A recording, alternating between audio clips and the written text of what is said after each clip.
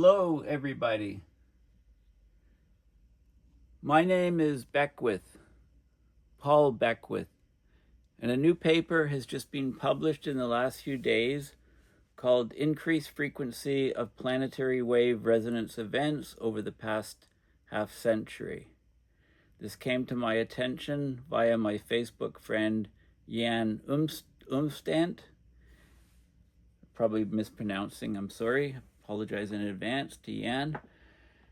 I've often talked about the importance of the jet streams on our climate system. So as the albedo or reflectivity in the Arctic continues to decrease with loss of sea ice and loss of glacier cover over Greenland, the warming is greatly accelerated in the Arctic, such that we have a phenomenon called Arctic Temperature Amplification, where the Arctic temperatures are warming much faster than the global average. Mainstream papers, would always say it's warming at double the rate, and now more lately they're saying triple the rate, but the rate of increase of the Arctic temperatures versus the global average is more like 4 to 7 times, depending on the latitude you're at. So this huge warming of the Arctic decreases the temperature gradient between the cold pole and the warm tropics. And the reduction of that temperature gradient or difference means that the jet streams slow down and become wavier and become stuck in place. Meteorologists call this stuck in place a blocking weather event. The net result is that the jet streams, as they slow down, they get much wavier. So they get more meridional. There's more variation in the north-south direction. There's very, very strong ridges that extend far north. And under these ridges are high pressure areas, very, very warm temperatures, a lot of sunlight, very few clouds. On the other side of the coin, the strong troughs of the jet streams go very deep to the south and create low pressure areas where there's lots of rainfall. So we get more and more extreme weather events as a result of these wavy jet streams. So we get an increase in the frequency, the severity, and the duration of these weather events, and they're also occurring in regions where they didn't occur before. So the jet stream is vital when we look at the impacts on humanity from abrupt climate system change. So this new paper is by a few different authors, including Michael Mann, and it was reviewed by the very famous Jennifer Francis and also Daniel L. Swain. And it's in PNAS, the scientific journal, scientific paper just coming out. So when I talk to people about the jet stream influence on extreme weather events, people tell me, well, yes, that's elementary, my dear Beckwith. And then they go on and try to invoke other reasons for this happening. But anyway, this is very, very important stuff. And it's very sunny in the window behind my computer monitor. Thus, I have to wear this as a sun shield. This is my solar modification effect, so that I'm cutting back the sun's rays so I can read my computer screen. Okay, so this is the paper, and I'll get to this in a minute. First of all, I just want to show you, this is a Facebook message from Jan Umstant. Make sure you follow him on Facebook. Tons of great posts on peer-reviewed papers. And so he says, the surface extremes are increasingly causing the jet streams to meander in very large waves, so jet stream waviness. So let's have a look at the jet streams. This link here takes you to an old NASA scientific visualization studio post on the polar jet stream. Okay, so let's play the video clip. So meandering around the planet like a rollicking roller coaster in the sky, the northern hemisphere's polar jet stream. It's a fast-moving belt of westerly winds moving from the west to the east, traverses the lower layers of the atmosphere, about near the tropopause. The jet's created by the convergence of cold air masses descending from the Arctic, rising warm air from the tropics. There's deep troughs and steep ridges in the jet stream. I'll just play this again. Okay, so you can see, you know, the bendiness or waviness of the jet stream. You can see a ridge here and a trough here and here. Okay, and the wave number, you know, 7, 8, 9 or whatever is the number of wave crests that you see going around the planet. And we'll be talking about that in the paper. So we've had these ridges go right up to the North Pole, and we've had these troughs go very, very far south, in fact, right down to the equator. And there's in some cases where they actually appear to cross the equator, which is a very unusual event. And I've done videos in the past on that. But these waves tend to get stuck in place and amplified in some fashion called QRA, or quasi-resonant amplification, which is all in the paper. So what else does Yan say about this? We observe a mutual amplification of surface temperature extremes, temperature gradients with the atmospheric circulation extremes.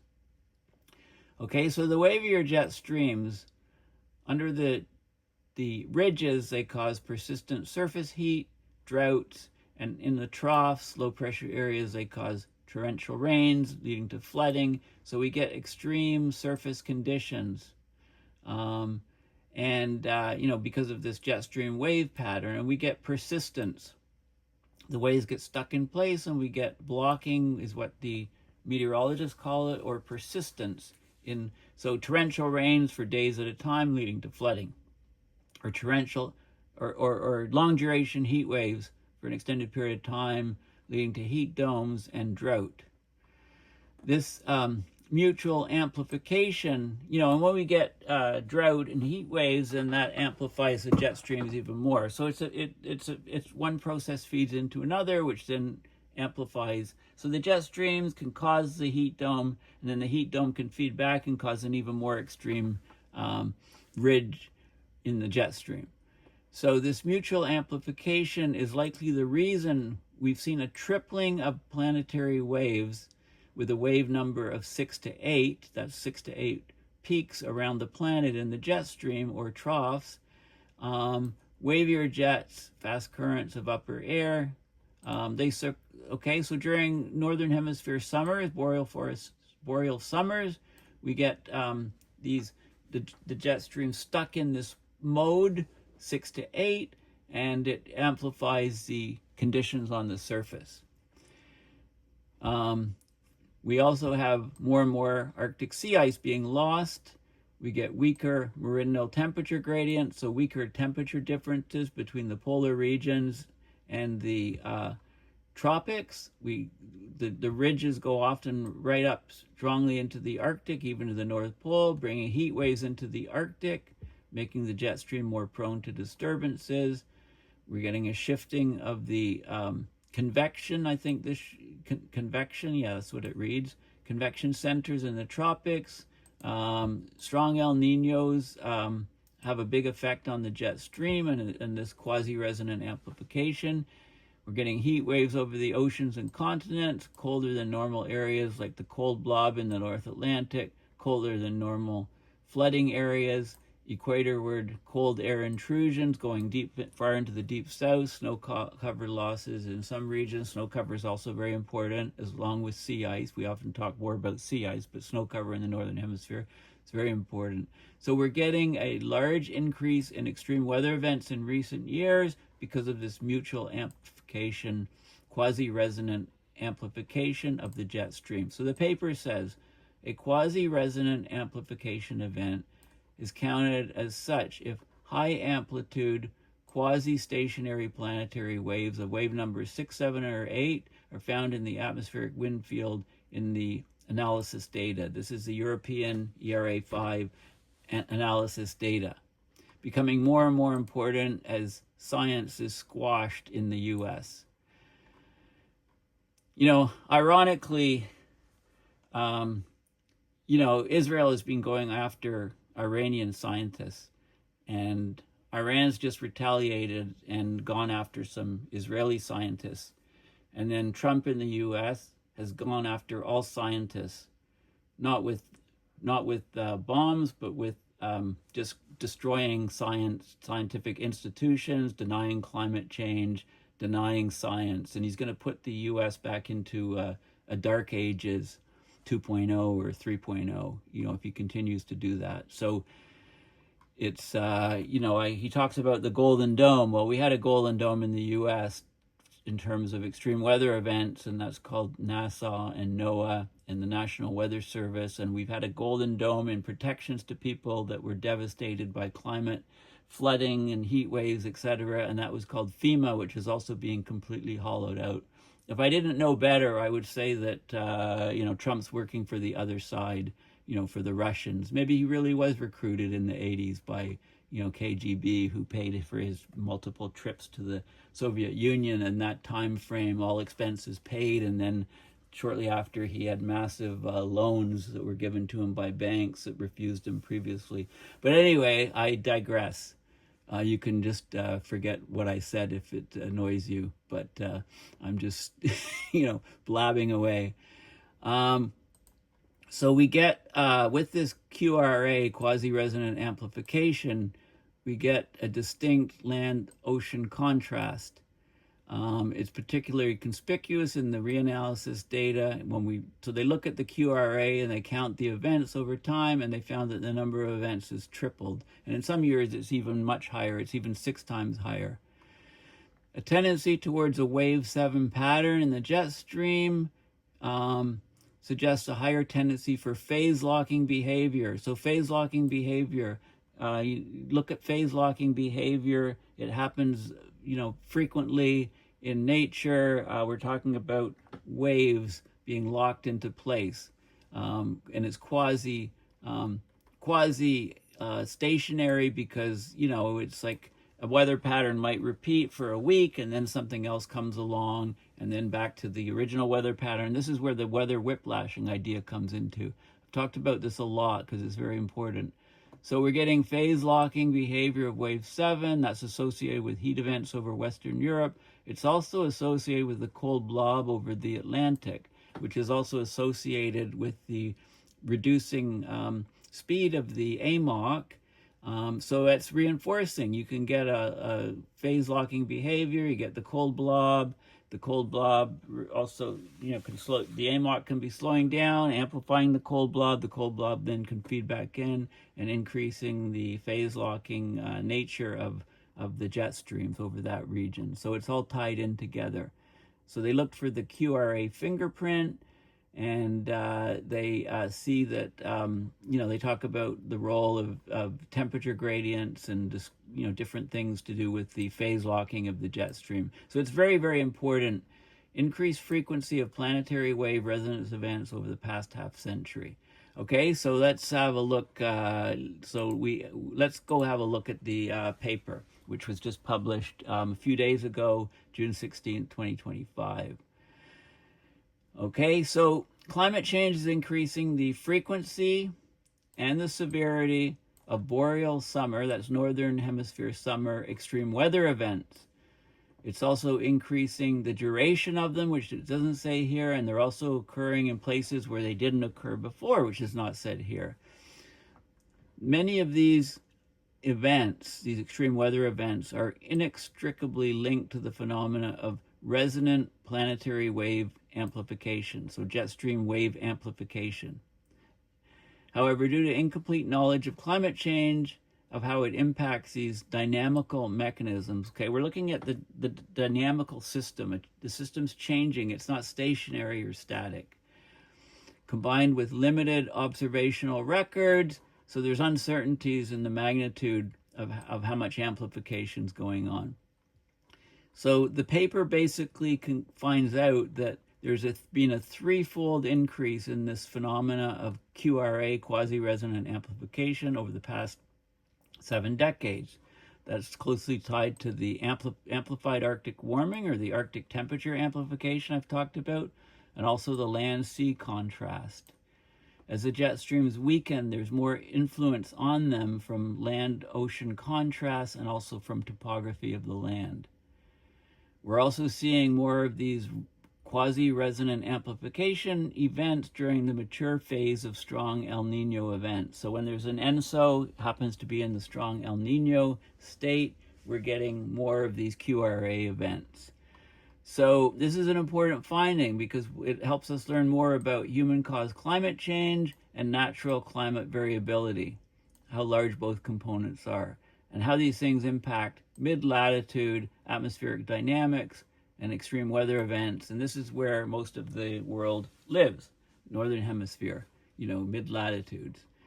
So again, they demonstrate a tripling in the frequency of planetary wave resonance events, jet stream resonance events, coinciding with the rise in persistent boreal summer weather extremes. And that aligns with changes in the underlying climate conditions like amplified Arctic warming, land-sea thermal contrast increasing, there's increased prevalence of resonant amplification events following the mature phase of strong El Nino events. So subsequent to strong El Nino events, we're getting more jet stream QRA, quasi-resonant amplification events. Okay, so the El Nino seem to be preconditioning the main state conditions in ways that favor strong jet stream QRA wave patterns. And, current generation climate models don't capture this well, so the models are almost certainly under-predicting the increase of extreme weather events that are occurring. Okay, so there's lots. This is an excellent paper, well worth reading. It's open access, open source, free. Okay, so climate change is increasing the frequency and severity of summer extreme weather events in the mid-latitudes of the northern hemisphere. So we're getting record-shattering heat waves. This is under jet stream ridges, which extend far up into the Arctic, even to the North Pole. In the troughs of the jet streams, we're getting heavy precipitation, persistent if the wave is quasi-stationary and they're sitting over a certain region for a long period of time. This heavy precipitation is leading to massive flooding. We've just had massive flooding events in China and some other places around the world. They're always ongoing. It's almost like we're getting used to these things now, not the people that are underwater. In the region of the heat waves under the strong ridges of the jet stream, we're getting prolonged droughts come from the heat waves. We're drying out the vegetation and it's super hot, so we're getting more extensive wildfires. And, record year in Canada, just in 2023. This year is a very, very bad year. Also, I did a video on water bombers. How do we fight these things? I also talked about wildfire ash, how it's contaminating fresh water supplies, lakes, rivers, everywhere by nutrient loading with nitrogen and phosphorus from dry deposition of the ash from wildfires. Right, everything's connected together. Always, I always look at the system aspect. That's elementary, dear Beckwith. Such as compounding effects due to interactions in different extreme events, and continued warming is accelerating and it's going to magnify these trends. Thermodynamic factors contribute to such extremes through shifts in mean temperature or increases in atmospheric moisture content, but the role of dynamical factors is challenging, and also natural variability. Okay, so we have a strong interplay between anthropogenic forcing or human-driven forcing and intrinsic climate variability. Okay, so we've looked, a lot of literature over the past decade has looked at how boreal summer, extratropical extreme weather events are influenced by human-induced warming through the modulation of large-scale atmospheric circulation patterns. Okay, jet streams, atmospheric circulation patterns, jet streams, also the polar vortex, which is the winds up in the stratosphere, and those are very important to the winds that are at the top of the troposphere, called the tropopause, which of course varies from about 17 kilometers high at the equator to about 7 kilometers high at the poles. Some studies have focused on the weakening of the storm tracks and the jet stream. Other works implicated the additional role of QRA, quasi-resonant amplification, that favors highly persistent stuck weather patterns, summer weather extremes. We get a resonance of the waves, and these are planetary scale waves. And so think of the 2003 European heat wave, the 2010 Russian heat wave associated also simultaneous with the Pakistan flooding. So the ridge of the jet stream was over Russia. We had this massive heat wave in 2010. The trough of the jet stream was stuck over Pakistan, huge amounts of flooding. The 2016 Alberta wildfire season under a massive ridge of the jet stream. Fort McMurray had massive fires, I believe, in that year. And the 2021 Pacific Northwest heat dome event, we also had areas of massive wildfires in those events and massive heat and tree mortality. The biosphere was hammered.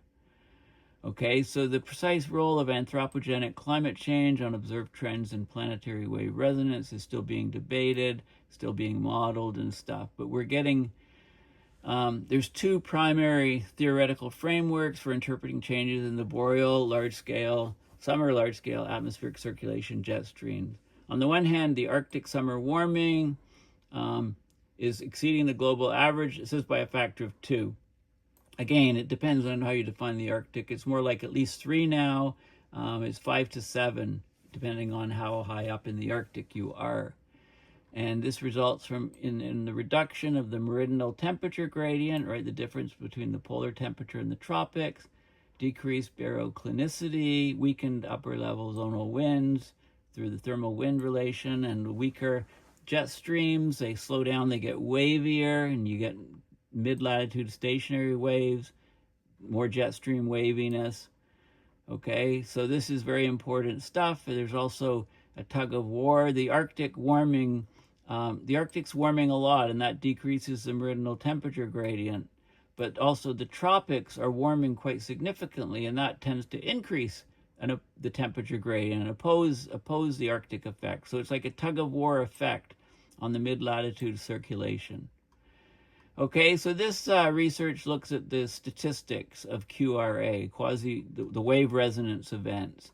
They go back to 1950 in the data, and let's have a look at the results. So this is 1950 to 2024, and you can see this is the QRA events so we went from 1 event per year to, on average, about 3 events per year, almost 3 events per year.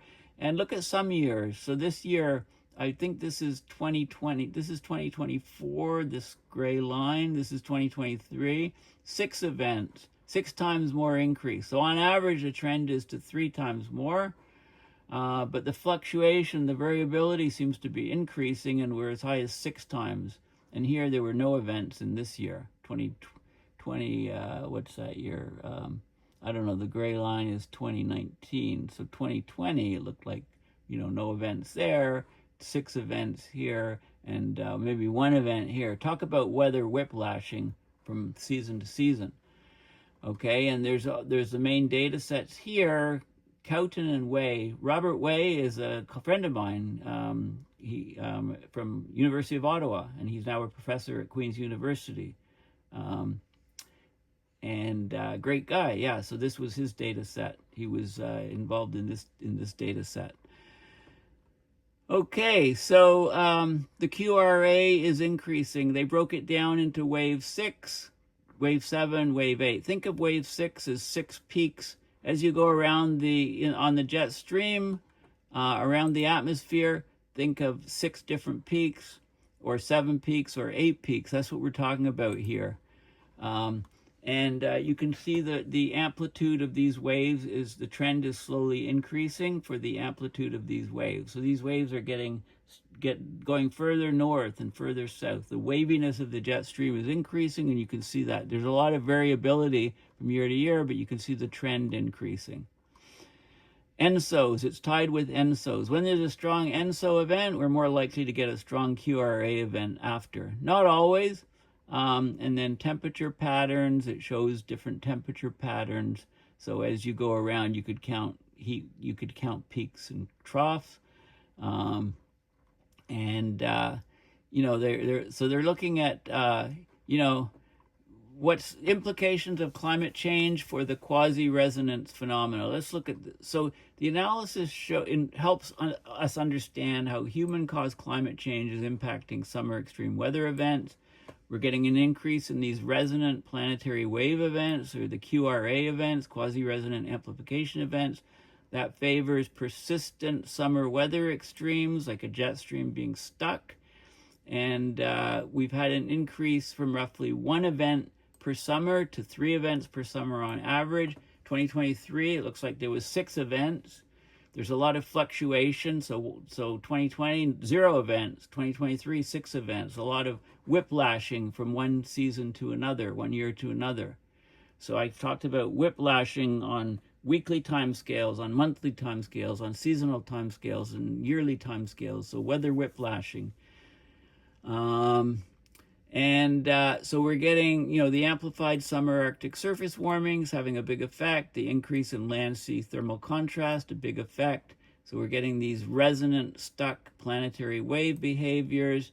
And in the context of amplified Arctic warming, the mean jet stream becomes narrower as the pole to equator temperature gradient weakens, occasionally facilitating the formation of circumglobal, zonally oriented wave patterns by acting as the waveguide, trapping free synoptic scale waves. So basically what this is saying is, as the jet stream is getting weaker and weaker, the effects of the orographic, so the topography, mountains, elevation of land features, thermally, the land-sea ocean contrast, those things all have important effects on what happens to the jet stream.